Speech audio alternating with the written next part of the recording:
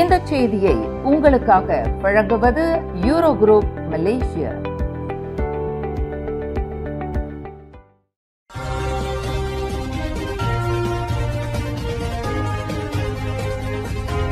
வணக்கம். திசைகளின் 5 மணி செய்திகள். அமெரிக்க டாலரின் பிடியிலிருந்து விலகும் ஆசியான் நாடுகள், மலேசியா புதிய அத்தியாயம்.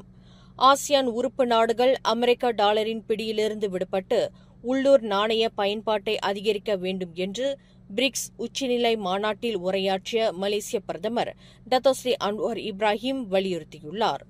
இது நிதி அமைப்பை வலுப்படுத்துவதற்கும் ஒரு தலைபட்ச ஆதிக்கத்திலிருந்து விடுபடுவதற்கும் ஒரு முக்கியமான நடவடிக்கையாகும் என அவர் குறிப்பிட்டார். மலேசியா, இந்தோனேசியா, தாய்லாந்து, சீனா போன்ற நாடுகள் ஏற்கனவே உள்ளூர் நாணயங்களில் வர்த்தகத்தை தொடங்கியுள்ளன. இது தொடக்கத்தில் சிறிய அளவில் இருந்தாலும் எதிர்காலத்தில் பெரும் மாற்றத்தை ஏற்படுத்தும் என அன்வார் தெரிவித்தார்.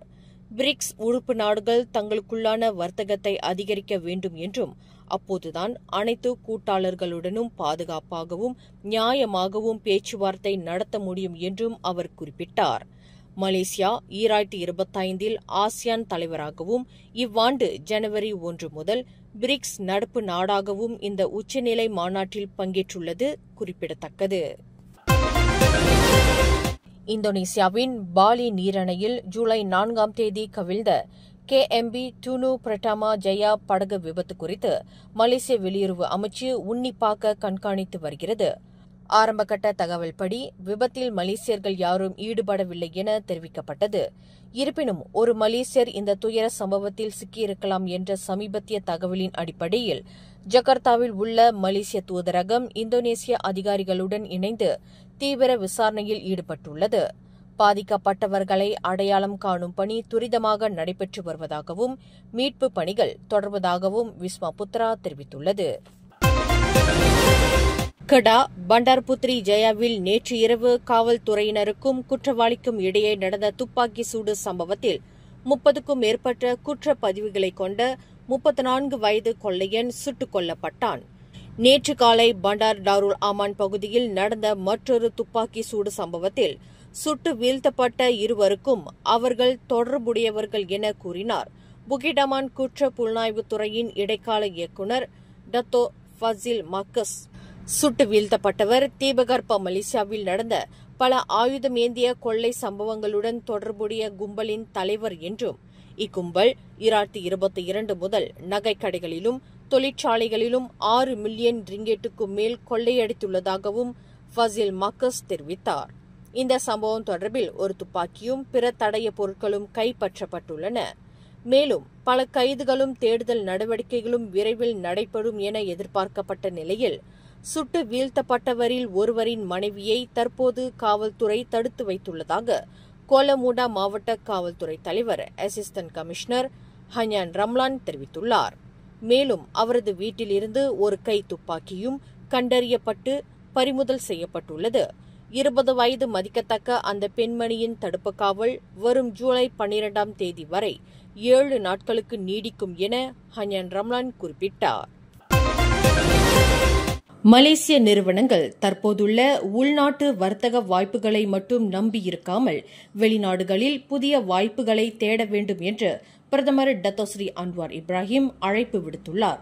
பிரேசில், பிரிக்ஸ் போன்ற தளங்கள் பெரும் வாய்ப்புகளை வழங்குவதாகவும் பிரேசில் நாட்டில் பெட்ரோனாஸ், இன்சன் புரொடக்ஷன் போன்ற மலேசிய நிறுவனங்களின் வெற்றிகளை பிரதமர் பாராட்டினார். பிரேசில் அதிபர் லூயிஸ் இனாசியோ லுலா ட சில்வா மலேசிய நிறுவனங்களின் செயல்பாடுகளைக் கண்டு ஆச்சரியப்பட்டதாகவும் அன்வார் தெரிவித்தார். நள்ளிரவில் வாத்துகள் இட்ட சத்தம் வீட்டு முற்றத்தில் 50 கிலோ எடையுள்ள 3 மீட்டர் நீளமுள்ள மலைப்பாம்பு இருப்பதை வெளிப்படுத்தியுள்ளது. கடா பாலிங் கம்போங் குஜாயில் நிகழ்ந்த இச்சம்பவம் குறித்து தகவல் அளித்த பாலிங் தீயணைப்பு மீட்பு படை தலைவர் ஜுல்கைரி மர்தஞ்சில் நள்ளிரவு 12 மணியளவில் வீட்டாரால் கண்டுபிடிக்கப்பட்ட இந்த ராட்சச பாம்பை பிடிக்க பாலிங் தீயணைப்பு மீட்பு படையினர் விரைந்து வந்ததாக குறிப்பிட்டார். சுமார் 15 நிமிட போராட்டத்திற்கு பிறகு ஆக்ரோஷமாக இருந்த அந்த பாம்பு வெற்றிகரமாக பிடிக்கப்பட்டு வனவிலங்கு தேசிய பூங்கா துறையிடம் ஒப்படைக்கப்பட்டது. ஈரமான காலநிலையும் உணவு தேடியதுமே அப்பாம்பு அதன் வாழ்விடத்திலிருந்து வெளியே வந்ததற்கு காரணமாக இருக்கலாம் என்று அதிகாரிகள் தெரிவித்தனர்.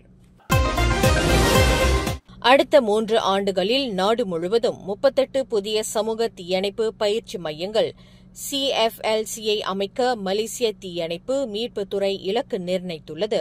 பொதுமக்களிடையே தீ பாதுகாப்பு குறித்த விழிப்புணர்வை மேம்படுத்துவதே இதன் முக்கிய நோக்கம் என அதன் தலைமை இயக்குநர் டத்தோ நோர் இஷா முகமது தெரிவித்தார். இந்த மையங்கள் பாலர் பள்ளி மாணவர்களுக்கான சிறிய தீயணைப்பு வீரர்கள் கிளப், தொடக்கப்பள்ளி மாணவர்களுக்கான ஜூனியர் தீயணைப்பு படை ஆகிய திட்டங்களை ஆதரிக்கும்.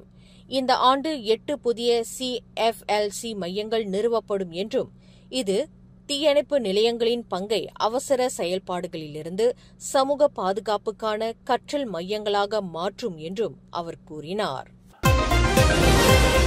மலேசிய காற்பந்து உலகின் பழம்பெரும் கோல்கீப்பரும் பினாங்கு அணியின் முன்னாள் வீரருமான ஃபிரோஸ் முகமது நேற்று இரவு 10:15 மணியளவில் மாரடைப்பால் காலமானார்.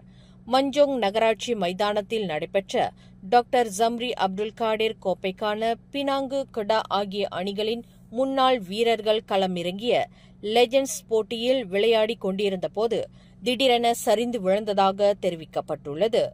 இந்த சம்பவம் அங்கிருந்த சக வீரர்களிடையேயும் ஆதரவாளர்களிடையேயும் பெரும் அதிர்ச்சியை ஏற்படுத்தியுள்ளது. உடனடியாக மஞ்சோங் மருத்துவமனைக்கு கொண்டு செல்லப்பட்ட அவர் சிகிச்சை பலனின்றி உயிரிழந்தார். 90களில் பினாங்கு ஹரிமாவ் கும்பாங் அணிக்காக விளையாடி பெரும் புகழ்பெற்ற ஃபிரோஸ் முகமதின் மறைவு மலேசிய காற்பந்து உலகிற்கு பேரிழப்பாகும். வடக்கு தெற்கு நெடுஞ்சாலையில் புடாஸ்லிங்கி அருகே வாகன போக்குவரத்தை தடுத்து பரபரப்பை ஏற்படுத்திய சம்பவத்துடன் தொடர்புடைய 31 முதல் 35 வரையிலான வயதுடைய இருவர் நேற்று நள்ளிரவு ரம்பாவ் மாவட்ட காவல் தலைமையகத்தில் சரணடைந்தனர். இந்த சம்பவம் தொடர்பான விசாரணை தொடர்கிறது எனவும் மேலும் தலைமறைவாக இருக்கும் மற்ற சந்தேக நபர்களை தேடும் பணி தீவிரப்படுத்தப்பட்டுள்ளதாகவும் ரம்பாவ் மாவட்ட காவல்துறை தலைவர் சூப்பரிண்டென்டன்ட் ஹசானி உசேன் தெரிவித்தார். மேலும் செய்திகளை தெரிந்து கொள்ள கீழே இருக்கும் பெல் பட்டனை அழுத்துங்கள். உங்கள் மகிழ்ச்சியை வெளிப்படுத்த லைக் மற்றும் ஷேர் செய்யுங்கள். தொடர்ந்து திசைகளோடு இணைந்திருக்க சப்ஸ்கிரைப் செய்யுங்கள்.